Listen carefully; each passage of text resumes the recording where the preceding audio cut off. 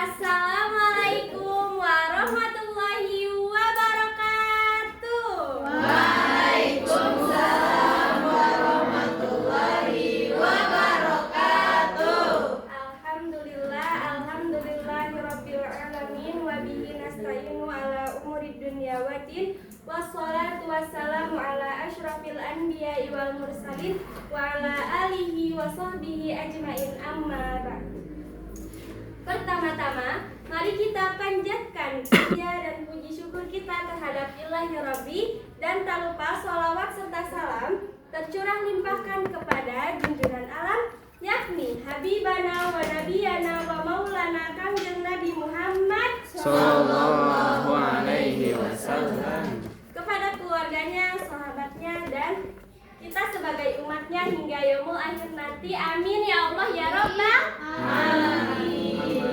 Kepada dosen pengampu mata kuliah pendidikan Quran Hadis dan teman-teman yang saya banggakan. Di sini saya akan membahas surat Quran surat An-Nasr, kajian materi dan metodologi pembelajaran. Sebelumnya saya akan membahas dulu pendahuluannya. Pendidikan agama Islam memiliki peran penting dalam membentuk karakter dan spiritual peserta didik, terutama pada jenjang sekolah dasar. Al-Quran sebagai sumber utama nilai-nilai Islam berfungsi sebagai pedoman hidup dan dasar moral. Salah satu surah yang syarat makna adalah surah An-Nasr yang meski singkat mengandung pesan mendalam tentang kemenangan, keikhlasan, dan ketundukan kepada Allah. Surah ini mengajarkan bahwa setiap keberhasilan harus disertai rasa syukur dan kesadaran spiritual.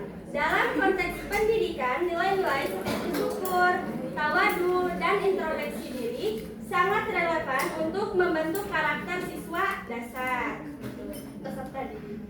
Oleh karena itu, pembelajaran surah An-Nasr perlu dikembangkan secara reflektif agar siswa tidak hanya menghafal tetapi juga memahami dan mengamalkan maknanya dalam kehidupan sehari-hari. Di sini saya akan membacakan atau melantunkan surah An-Nasr dan terjemahnya. A'udzu billahi minasyaitonir rajim. Bismillahirrahmanirrahim. Idza jaa'a nasrullahi wal fath wa ra'aitan nasa yadkhuluna fi dinillahi afwaja fasabbih bihamdi rabbika wastaghfir innahu kana tawwaba. Yang artinya, aku berlindung kepada Allah dari godaan setan yang terkutuk dengan menyebut nama Allah yang Maha Pengasih lagi Maha Penyayang. Apabila telah datang pertolongan Allah dan kemenangan, dan engkau telah melihat manusia berbondong-bondong masuk agama Allah, maka bertasbihlah dengan memuji nama Allah, maka meminta ampunlah kepadanya bahwa sesungguhnya Dia adalah penerima taubat.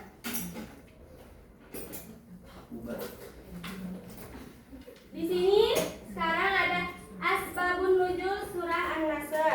Surah An-Nasr adalah surah ke-10 dan terdiri 3 ayat, diturunkan termasuk surah Madaniyah karena turun setelah peristiwa Fathu Makkah sebagai tanda kemenangan besar umat Islam dan isyarat mendekatnya wafat Rasulullah. Menurut riwayat Ibnu Abbas, surah ini menandakan akhir tugas kenabian. Allah memerintahkan Nabi untuk bertasbih, memuji, dan beristighfar sebagai bentuk syukur atas pertolongannya. Surah ini mengajarkan bahwa kemenangan sejati harus disertai kerendahan hati, syukur, dan kesadaran bahwa segala keberhasilan berasal dari Allah Subhanahu wa Ta'ala. Di sini ada kajian ilmu tajwid surah An-Nasr. Yang pertama saya ambil di ayat pertama pada kata pertama, yaitu yaitu mad tabi'i karena huruf dal berharokat fathah bertemu alif dan dibacanya 2 harokat. Bisa dibaca bareng-bareng ya.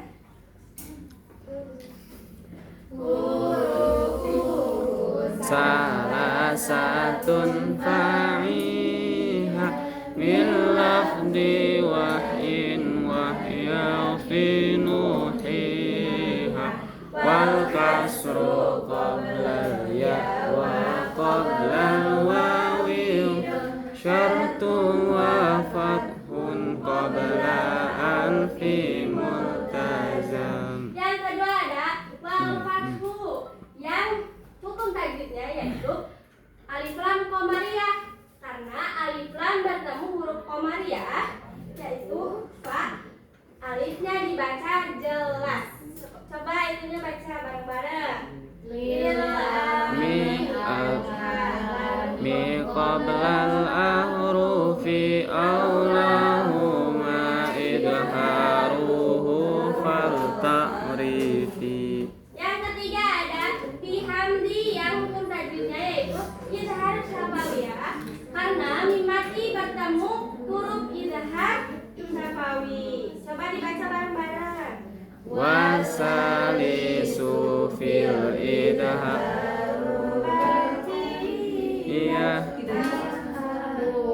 wasamiha safwiyah. Ya, selanjutnya ada elaborasi isi kandungan surah An-Nasr. Dari ayat pertama, kandungannya yaitu menegaskan bahwa setiap kemenangan berasal dari pertolongan Allah, bukan semata hasil usaha manusia. Yang kedua yaitu kandungannya menggambarkan keberhasilan dakwah Rasulullah SAW yang diikuti masuknya manusia ke dalam Islam secara besar-besaran. Yang ketiga, mengajarkan pentingnya tasbih, tahmid, dan istighfar sebagai bentuk syukur dan kerendahan hati setelah memperoleh kemenangan.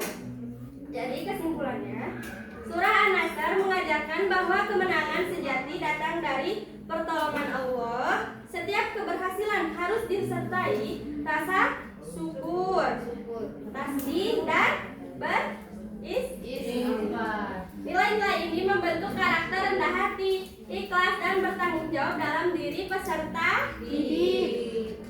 Di sini ada metodologi pembelajaran surah An-Nasr. Yang pertama, tujuan pembelajaran. Peserta didik mampu membaca surat An-Nasr dengan lancar dan benar sesuai kaidah tajwid. Yang kedua, peserta didik mampu menulis surah Quran An-Nasr dengan benar dalam tulisan Arabnya. Yang ketiga, peserta didik dapat menghafal surah An-Nasr dengan tartil dan penuh penghayatan. Yang keempat, peserta didik dapat menerjemahkan dan memahami makna setiap ayat dalam surah An-Nasr.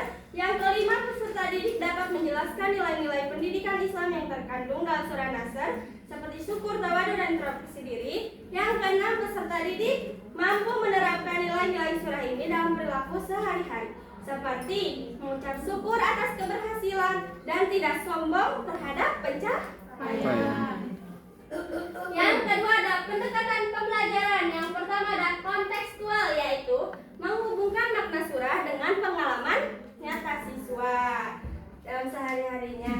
Yang kedua ada humanistik, yaitu menumbuhkan empati dan kesadaran spiritual. Yang ketiga afektif, menanamkan sikap syukur dan tawadu. Yang keempat spiritual Qurani, yaitu membiasakan zikir, istighfar, dan meneladani Rasulullah SAW. Yang ketiga ada metode pembelajaran, yaitu yang pertama talaki, menirukan bacaan guru untuk melatih bacaannya supaya tertanam.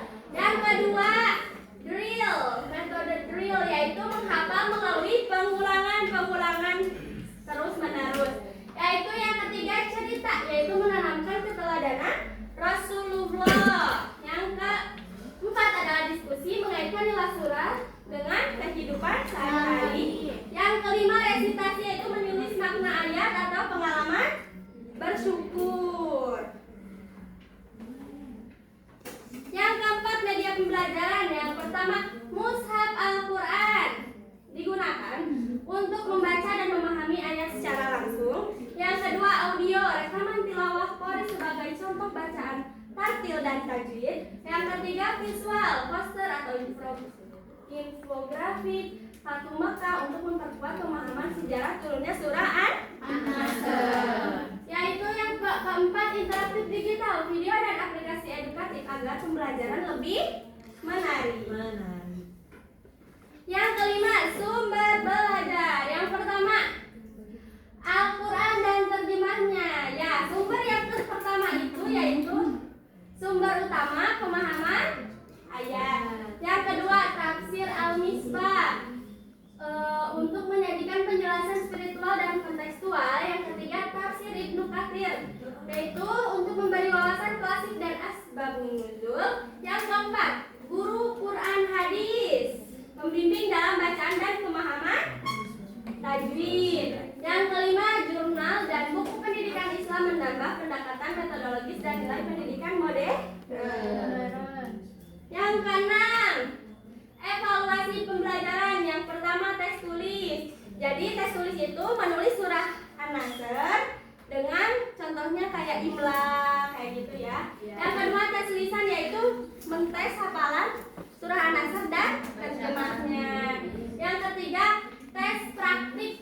Tes praktik itu yaitu seperti dia tuh mempraktekkan kandungan-kandungan surah An-Nasr seperti rendah diri, zikir kayak gitu ya. Rendah hati. Rendah hati kayak gitu. Lalu yang keempat, refleksi diri. Refleksi